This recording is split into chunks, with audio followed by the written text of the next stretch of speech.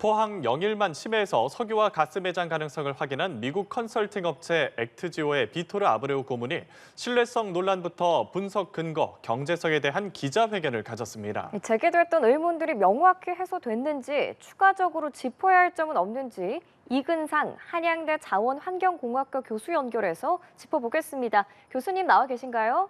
네, 안녕하세요. 한양대학교 이근상입니다. 예. 동해 최대 140억 배럴에 달하는 석유 가스전이 존재할 가능성을 제기한 미국 액트지오의 아브레우 고문이 심해 지역에서 덮개암과 저류층 그리고 진흙이 존재한다는 사실을 발견했다고 말했습니다. 석유와 가스 탐사에 있어서 해당 요소들은 어떤 의미를 갖고 있습니까?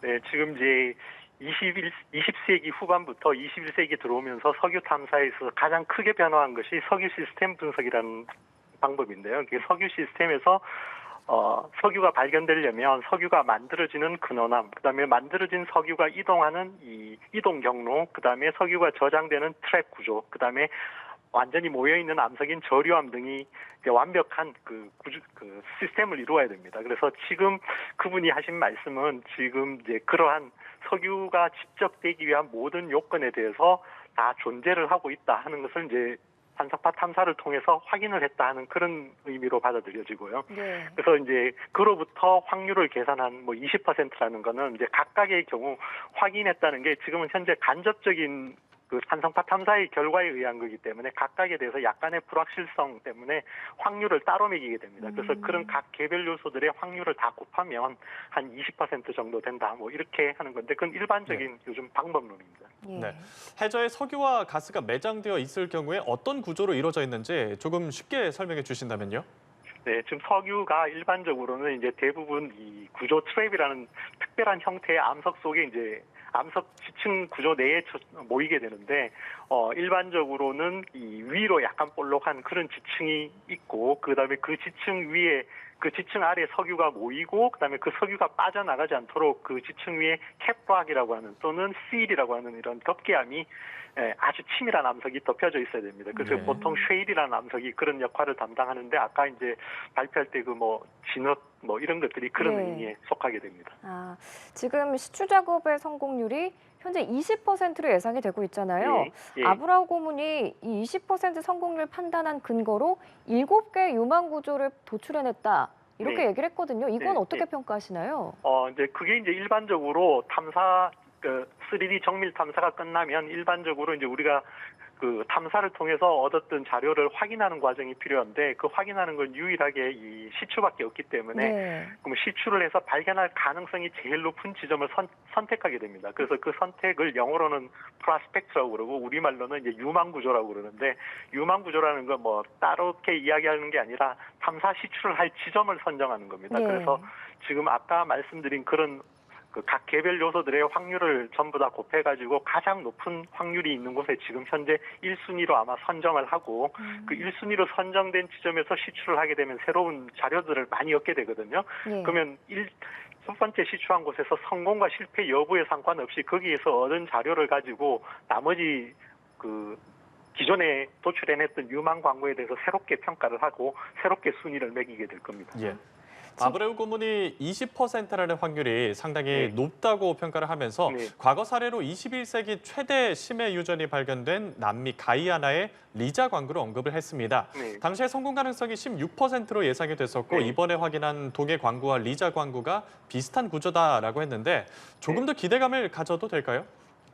근데 이제 지금 사실 일반 분들은 그 20%의 확률이 굉장히 낮은 거라고 생각하시지만 네. 탐사 광구 사업에 있어서는 보통 정도의 위험을 12.5%에서 한 25% 정도로 보고 있습니다. 그래서 그 값을 비교해 보면 그 20%라는 건 보통 위험의 그 영역 중에서 상당히 위험이 낮은 축에 속하는 그 값입니다. 그래서 물론 그 값의 도출 경위에 대해서는 이제 아까 그 각 개별 요소들의 값이 얼마나 타당한가 하는 것에 대해서는 다른 이견이 있을 수 있지만 네. 최종적인 나온 결과가 20%라고 그러면 당연히 그 시추를 해봐야 되겠다고 결정하는 것이 당연한 수순이라고 생각합니다. 예. 저희가 5개의 시추공을 뚫을 계획이라고 밝혔는데 네. 확률이 20% 정도면 5개를 뚫었을 때 만약에 모두 실패한다면 추가적으로 더 시추를 할 가능성도 있는 건가요? 그거는 이제 그 여러 가지 가능성이 존재하는데 네. 첫 번째 공을 뚫고 그다음에 거기에서 나온 자료를 바탕으로 뭐 두 번째 공부도 안 하겠다 이렇게 포기할 수도 있고 5개 공을 뚫어서 실패하더라도 거기에서 가능성이 확인되면 뭐 그 다음으로 갈 수도 있고 그러니까 시나리오는 여러 개가 존재할 수 있는데 네. 일단은 이제 첫 번째 시추공에서 그 구존 여부, 그다음에 거기서 나오는 자료들이 굉장히 중요한 역할을 하게 될 겁니다. 시추를 해봐야지 그 이후의 과정을 알 수 있는 거군요. 네, 그럼 지금까지는 이제 네. 시추하지 않고 물리 탐사에 의한 자료를 다 취득하고 해석했기 때문에 그 다음 단계로 이제 넘어가서 시추에 의한 자료가 이제 그런 기존에 해석했던 결과에 대해서 뭐 수정을 하게 되는 그런 기본적인 바탕이 됩니다. 그럼 저희가 지금 35억 배럴에서 최대 뭐 140억 배럴까지 뭐 예. 석유랑 가스가 묻혀 있을 가능성이 있다. 네. 이런 얘기가 나오는데 네. 이건 어떤 근거를 통해서 나온 수치인지 궁금증이 많았었잖아요. 예. 이 산출 근거도 이번 기자회견에서 잘 소명이 됐다고 보시나요? 그게 이제 사실은 지금 굉장히 불확실성이 많은 건데 그렇게 예. 될 수밖에 없는 게 각 구조의 그 크기라는 건 결국 면적과 두께에 해당하는 문제거든요. 그리고 그 두께라는 건 결국은 이 물이 차 있는 구간이 어느 지점까지 우리가 보느냐, 그다음에 구조의 바깥쪽 경계를 어디까지 보느냐에 따라서 굉장히 큰 변동이 있는 수입니다. 그래서 예. 지금 단계에서 그렇게 큰 그 변동이 있는 수를 제시하니까 이제 그게 좀 이해하기 어려운데 현재로서는 뭐 지금 그 정도밖에 할 수 없는 게 보통 요 탐사 마지막 그다음에 유망구조 도출 이전 단계 여기에서 뭐 할 수밖에 없는 그런 불확실성을 가지고 있기 때문에 그 정도 숫자밖에 나올 수 없다고 생각합니다. 예. 아브레우 고문이 우선 20%라는 확률이 상당히 높은 수치다라고 얘기를 했습니다만 해당 지역에서 상당한 규모의 경제성 있는 탄화수소가 누적돼 있다는 사실은 아직 찾지 못했다라고 말을 네. 했거든요. 네. 이 부분이 리스크라고 했습니다. 어떤 네. 뜻입니까?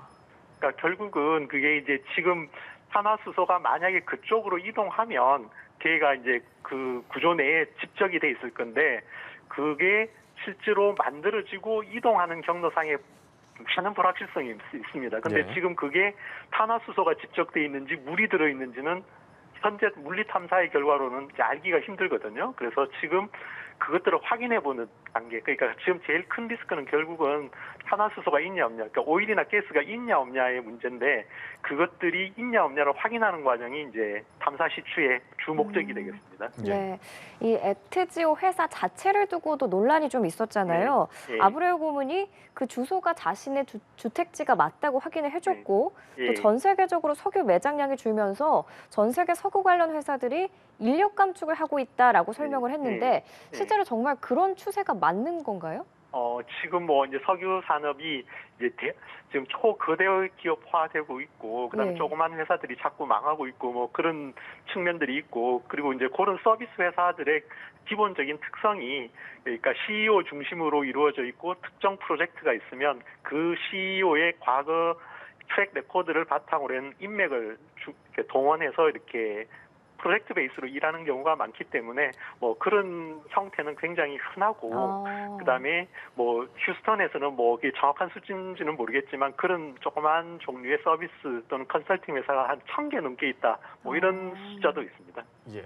액트지오사의 평가를 맡긴 배경에 대해서도 의문이 이어지고 있는데 네. 석유공사 측은 공개 입찰을 진행했고 기술과 가격을 평가해서 선정을 했다고 밝혔습니다. 네. 선정 과정은 어떻게 보셨습니까? 뭐 지금 이제 이와 같이 큰 프로젝트를 이제 하게 되면은 그 외부의 자문기관이나 인증기관을 이제 찾아서 뭐 최소한 한두 개 정도 이렇게 받는 거는 너무 당연한 이치고요. 그러니까 일반적으로 그런 것들을 할 때 뭐 이렇게 공개 입찰을 할 수도 있고 그 수의 계약을 할 수도 있는데 뭐 아마 국영기업이기 때문에 공개 입찰을 한 것 같고요.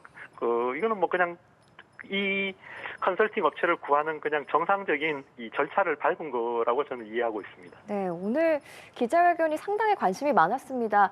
교수님이 보시기에 이 대왕고래 프로젝트에 대해서 제기됐던 의혹들이 어느 정도 해소가 됐다고 볼 수 있으신지 또는 혹시 추가적으로 소명이 필요한 부분은 없으신지 교수님 의견이 궁금하거든요. 아니요, 이제 그 분의 뜻은 제가 보기에 이제 그분이 일반인을 대상으로 설명을 하기 때문에 그 기술적인 측면을 특별하게 부각해서 이렇게 설명을 하지는 않으신 것 같은데 네. 뭐 그런 것들은 도리어 그분한테 여쭤보기보다도 석유공사 같은 기술진이 설명을 또 해줄 수 있을 것 같고요. 예. 그러니까 아마 이제 그 최종 유망구조 도출에 그 회사가 굉장히 깊게 관여돼 있는 거는 이제 분명한 것 같으니까 나름 그쪽에서 하는 역할이 이제 꽤 있었다고 이제 여겨집니다.